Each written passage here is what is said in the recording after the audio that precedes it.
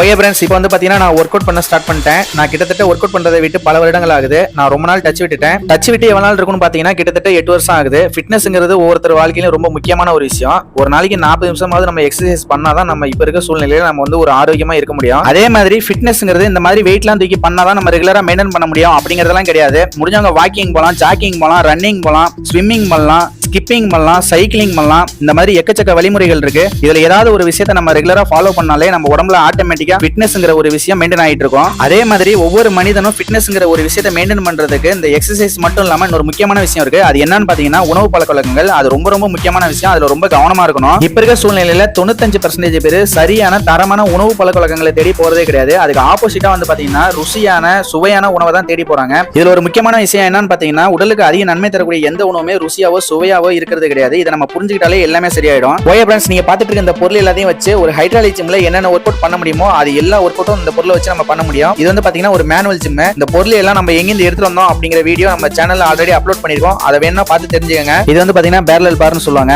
Double பார்னு சொல்லுவாங்க. நாங்க வந்து பாத்தீங்கன்னா பார் கம்பின்னு சொல்லுவோம். பார்னாலும் கம்பினாலும் ஒண்ணுதான் அப்படிங்க. ஆனா நாங்க அப்படிதான் சொல்லுவோம். இந்த பார் கம்பியில வந்து பாத்தீங்கன்னா சாதாரணமா எல்லாராலையும் ஒர்க் அவுட் பண்ண முடியாது. ரொம்ப நாள் டச் விட்டதுனால என்னால ரொம்ப கஷ்டப்பட்டு தான் பண்ண முடியுது. இந்த பார் கம்பியில ஒர்க் அவுட் பண்ணும்போது வந்து பாத்தீங்கன்னா இதுலயே ரொம்ப ஹெவியான ஃபீல் கிடைக்கும். அதே மாதிரி அந்த பார் கம்பியில அந்த ஸ்டார்டிங் பாயிண்ட்ல இருந்து இந்த எண்ட் வரைக்கும் டிப்ஸ் எடுத்துட்டே வர்றதுங்கிறது சாதாரண விஷயம் கிடையாது. இந்த பார் கம்பியில அந்த ஸ்டார்டிங் பாயிண்ட்ல இருந்து இந்த எண்ட் வரைக்கும் டிப்ஸ் எடுத்துட்டே வர முடியாதுன்னு நினைச்சேன். எப்படியோ ஒரு வழியா கஷ்டப்பட்டு டிப்ஸ் எடுத்துட்டே வந்து ஃபினிஷ் பண்ணிட்டேன். ஓகே ஃப்ரெண்ட்ஸ், இனிமேல் ரெகுலரா ஹோம் ஒர்க் அவுட் பண்றதா நான் முடிவு எடுத்திருக்கேன். அந்த மாதிரி நம்ம ரெகுலரா ஒரு விஷயத்தை பண்ணும்போது இந்த பார் கம்பியில அந்த ஸ்டார்டிங் பாயிண்ட்ல இருந்து இந்த எண்ட் வரைக்கும் டிப்ஸ் எடுத்துட்டே சாதாரணமா நம்மளால வர முடியும். அடுத்தது அந்த பார் கம்பியை நம்ம என்ன மெஷர்மெண்ட்ல நம்ம இதை ஃபிட் பண்ணி வச்சிருக்கோம் அப்படிங்கறத உங்களுக்கு காட்டுறேன் பாருங்க. ஃபர்ஸ்ட் ஒரு பக்கத்துல 2 கம்பிக்கும் இடையில இருக்க கேப் 22 இன்ச் வச்சிருக்கோம். ஆனா இதுக்கு ஆப்போசிட் சைடு இதை விட ஒரு 2 இன்ச் அதிகமா வைக்கணும். நான் அதை உங்களுக்கு காட்டுறேன் பாருங்க. நெக்ஸ்ட் இதுக்கு ஆப்போசிட் சைடு அந்த 2 கம்பிக்கும் இடையில இருக்க கேப் வந்து பாத்தீங்கன்னா 24 இன்ச் வச்சிருக்கோம். அதாவது 2 அடி வச்சிருக்கோம். அடுத்தது அந்த பார் கம்பியோட உயரம் வந்து பாத்தீங்கன்னா 63 இன்ச் வச்சிருக்கோம். 63 இன்ச்ங்கிறது அதிகமான உயரம் தான். எதுக்காக அப்படி வச்சிருக்கோம்னா மாஸ்டர் கண்ணன் வந்து ஜிம்னாஸ்டிக்ஸ் டைப்ல நிறைய எக்ஸசைஸ் பண்ணுவாரு. அதனால ஒரு ஹைட் வைக்க சொன்னாரு. அதனால அப்படி வச்சிருக்கோம். நெக்ஸ்ட் இந்த பார் கம்பியோட நீளம் எவ்வளவு வச்சிருக்கோம் பாத்தீங்கன்னா 84 இன்ச் வச்சிருக்கோம். அதாவது 7 அடி வச்சிருக்கோம் கரெக்டா. நெக்ஸ்ட் தரையில ஊனி இருக்கிற இந்த 2 கம்பிக்கும் இடையில இருக்க கேப் வந்து பாத்தீங்கன்னா 56 இன்ச் வச்சிருக்கோம். அடுத்தது தரையில ஊனி இருக்க கம்பியும் மேல வர கம்பியும் ஜாயிண்ட் ஆகிற இடத்தோட அளவு வந்து பாத்தீங்கன்னா 14 இன்ச்.